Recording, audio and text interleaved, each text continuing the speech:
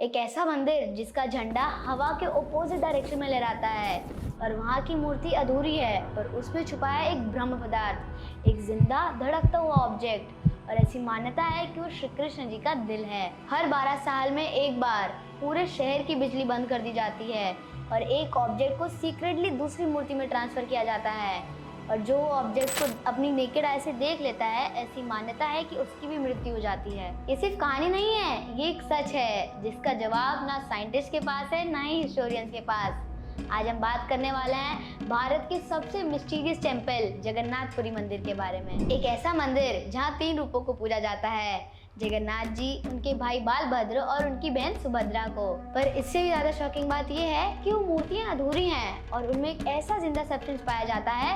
क्या वो एक एनर्जी सोर्स है या 5000 साल पुराना श्री कृष्ण जी का दिल? कहानी शुरू होती है राजा इंद्रद्युम्न से। एक रात उनके सपने में भगवान विष्णु आते हैं और उन्हें कहते हैं कि तुम बंधक मोहन के पास जाओ और उसके तट पे तुम्हें एक नीम की लकड़ी मिलेगी जिसमें मेरा वास है। राजा तुरंत बंधक मोहन नदी के किनारे जाते हैं और वहाँ उन्हें मिलती है एक चमकती हुई ब्लू कलर की नीम की लकड़ी। जैसे ही उन्होंने उस लकड़ी को छुआ, उन्हें एक जोरदार डिवाइन एनर्जी फील हुई और वही लकड़ी थी नीलमाधव। राजा समझ गए कि उन्हें विष्णु जी की मूर्ति इसी लकड़ी से बनवानी होगी। परंतु मुसीबत तब आई जब सारी मूर्तिकार के टूल्स, यानी कि जिस भी यंत्र से वो मूर्ति बनाने का ट्राई करते थे, वो सब मूर्ति बनाते हुए टूट जाते थे। ये हमें ये दर्शाता है कि कोई आम लकड़ी नहीं थी, ये कुछ और ही था। एक दिन एक अजीब आदमी आता है और वो बोलता है कि मैं ये भगवान की मूर्ति बना सकता हूँ, परंतु 21 दिन तक इस मंदिर के अंदर कोई और प्रवेश नहीं करेगा और मुझे डिस्टर्ब नहीं करेगा। और वो आदमी कोई और नहीं बल्कि भगवान विश्वकर्मा थे। लेकिन 14 दिन के बाद महारानी के इम्पेशेंट होने की वजह से उन्होंने मंदिर का दरवाजा खोल दिया और उसमें प्रवेश किया। उन्होंने जो देखा वो हैरान कर देने वाला था। 3 मूर्तियां जगन्नाथ, बालभद्र और सुभद्रा बनी तो थी लेकिन अधूरी, उनके हाथ ही नहीं थे। और सबसे बड़ी बात, भगवान विश्वकर्मा उधर मौजूद ही नहीं थे। तब से लेके आज तक वो मूर्तियां अधूरी हैं और हम उन्हें ही पूजते हैं। अब हम शुरू करते हैं जगन्नाथ मंदिर की सबसे बड़ी मिस्ट्री, ब्रह्म पदार्थ के बारे में। हर 12 साल में मूर्तियों को रिप्लेस किया जाता है, लेकिन उसकी पिछले वाली मूर्ति से एक चीज निकाली जाती है और वो कुछ और नहीं बल्कि ब्रह्म पदार्थ है। जब ये रिचुअल किया जाता है तब पूरे ही शहर की इलेक्ट्रिसिटी बंद की जाती है।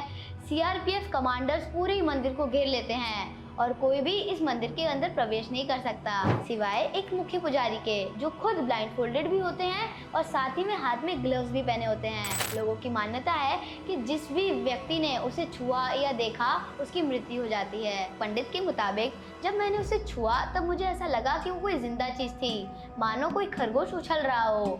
लोग मानते हैं कि वो श्री कृष्ण जी का दिल है, परंतु फेमस आर्कियोलॉजिस्ट प्रवीण मोहन का कुछ और ही कहना है। उनके मुताबिक ये ब्रह्म पदार्थ कोई डिवाइन चीज नहीं बल्कि एक एंशिएंट न्यूक्लियर रिएक्टर हो सकता है। वो कहते हैं कि मूर्तियां नीम की लकड़ी की बनी होती हैं क्योंकि वुड इलेक्ट्रिसिटी कंडक्ट नहीं कर सकता, क्योंकि इस न्यूक्लियर रिएक्टर से एक मेटेलिक लिक्विड लीक होता है। इसकी वजह से हर 12 साल में मूर्ति की लकड़ी बदली जाती है और उस रिएक्टर को डीएक्टिवेट करने के लिए इस रिचुअल के दौरान पूरे शहर की लाइट बंद कर दी जाती है। मंदिर से जुड़ी और भी बहुत सारी मिस्ट्रीज हैं। पहले शुरू करते हैं महाप्रसाद से। हर दिन लाखों भक्तों में इस मंदिर का प्रसाद बढ़ता है, परंतु ना ही कभी कम पड़ता है और ना ही कभी वेस्ट होता है। इसके अलावा मंदिर की रसोई में जब खाना बनता है तब 7 बर्तन को एक के ऊपर एक रखा जाता है और जो सबसे टॉप वाला बर्तन है वो सबसे जल्दी पकता है, परंतु आग के पास तो सबसे नीचे वाला बर्तन है, उसे पकना चाहिए। इसलिए ये मिस्ट्री फिजिक्स को भी फेल कर देती है। अगली मिस्ट्री ये है कि मंदिर के ऊपर कभी भी कोई बर्ड नहीं उड़ती और साथ ही साथ एयरप्लेन्स का उड़ना भी बैन है। और साथ ही साथ जो मंदिर का झंडा है वो भी हमेशा अपोजिट डायरेक्शन में लहराता है और साइंस इन्हें कभी प्रूव ही नहीं कर पाया। जगन्नाथ मंदिर पर अब तक कुल 18 बार हमला हो चुका है।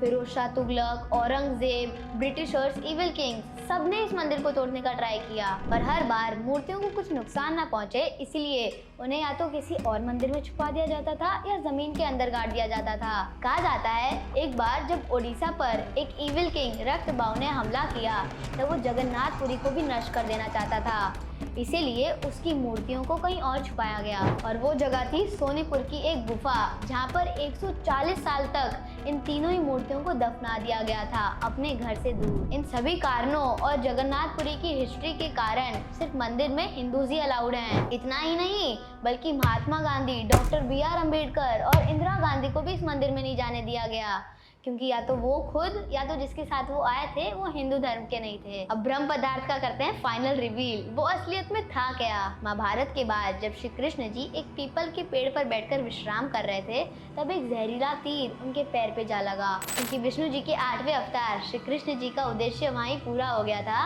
उन्होंने अपने प्राण वहीं त्यागने का निर्णय लिया। महाभारत के मौसूल पर्व के अनुसार जब श्री कृष्ण जी ने अपना देह त्यागा और इस बात के बारे में अर्जुन को पता चला, तब वो दौड़े चले आए और तब अर्जुन जी ने खुद श्री कृष्ण जी का अंतिम संस्कार किया। परंतु तब एक अजीब चीज हुई, श्री कृष्ण जी का पूरा शरीर प्रकृति के 5 तत्वों में जाकर मिल गया, परंतु उनका दिल उधर ही रह गया। अर्जुन ने उस दिल को एक लकड़ी के टुकड़े पर रख के बहा दिया और वही लकड़ी का टुकड़ा मिला राजा इंद्रद्युम्न को और वही आगे जाकर बना नीलमाधव।